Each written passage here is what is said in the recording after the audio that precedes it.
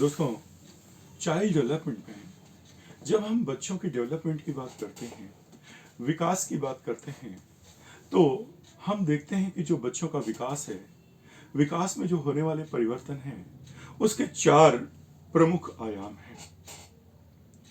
उनके विकास के परिवर्तन के 4 प्रमुख आयाम हैं। नंबर 1 है माप में परिवर्तन। क्या है? नंबर 1 माप में परिवर्तन यानी change in size. Change in size यानी ये शरीर और शरीर के अंदर ऑर्गन्स, इनमें केवल परिवर्तन उनके साइज में भी चेंज होता है। कैसे? आप देखते हैं कि जब बच्चा जन्म लेता है तो जन्म के समय जो बच्चे का वजन होता है 6 से 8 पाउंड तक होता है। वही जब बच्चा 6 माह का हो जाता है तो उसमें तब्दीली आती है। अब देखिए, चेंज इन साइज में देखिए दूरी परिभाषित हो रही है कि 13 से 16 पाउंड तक का वजन बढ़ जाता है। वहीं जब बच्चा 1 साल का होता है तो हो जाता है 19 से 24 पाउंड का।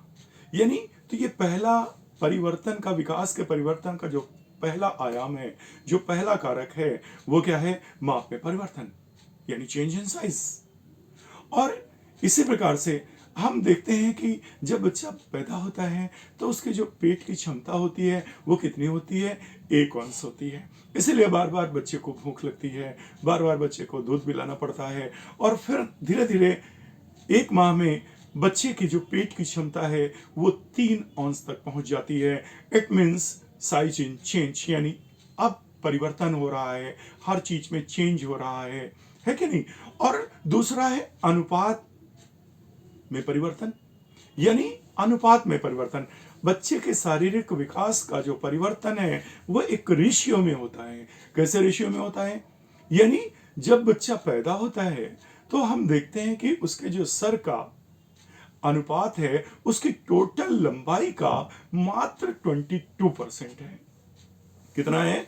बच्चे की संपूर्ण लंबाई का मात्र 22% है, जबकि वही वयस्क व्यक्ति के जो सर का अनुपात है उसकी लंबाई का 10% है। इसी तरीके से हम देखते हैं जो तीसरा प्रमुख आयाम है शारीरिक मानसिक विशिष्ट गुणों का लुप्त होना। तीसरा आयाम क्या बताया? एक तो मैंने बताया परिवर्तन, अनुपात में परिवर्तन। जैसे बच्चे का जब बच्चा हुआ तो संपूर्ण लंबाई का 22% केवल उसके सिर का अनुपात था, और जब वही वयस्क हो जाता है तो कुल लंबाई का 10% होता है। तो ये हो गया अनुपात में परिवर्तन। दूसरा आ गया शारीरिक मानसिक विशिष्ट गुणों का लुप्त होना, जो तीसरा आयाम है। अब देखिए कैसे, यानी शरीर हमारे बच्चे का आयु बढ़ने के साथ, अवस्था बढ़ने के साथ साथ कुछ विशिष्ट गुणों का लोप होता है, यानी वो चीजें लुप्त हो जाती हैं। जैसे उसके जब पहले आए हुए जो हेयर थे, जो बाल थे, वो गिर जाते हैं। सर के बाल गिर जाते हैं, शरीर के बाल गिर जाते हैं, शरीर में बहुत सारे बाल होते हैं, वो सब यूं ही साफ हो जाते हैं। ये एक चीज हो गई। और दूसरी क्या होगी?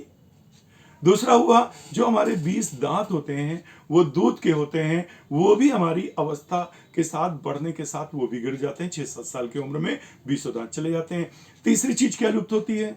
तीसरी चीज लुप्त होती है कि जब तक बच्चे की भाषा का विकास नहीं होता है दोस्तों, तब तक वो बच्चा किसी को अपनी तरफ आकर्षित करने के, चिल्ला करके, है ना, रीच करके, है ना, इस तरीके से क्रियाएं करके अपनी तरफ आकर्षित करता है। और जैसे अवस्था के बढ़ने के साथ साथ भाषा का विकास होता है वैसे ही वो चीजें लुप्त हो जाती हैं। इसी तरीके से अब आपके पास आया चौथा कारक। चौथा जो हमारे विकास के परिवर्तन का कारक है, अवस्था के साथ साथ नए गुणों का ग्रहण करना, यानी अवस्था बढ़ने के साथ साथ नए गुणों को ग्रहण करना। अब देखते हैं जैसे हमारी अवस्था बढ़ने के साथ कुछ गुणों का विलोपीकरण हुआ था, अब यहां पर क्या हो गया?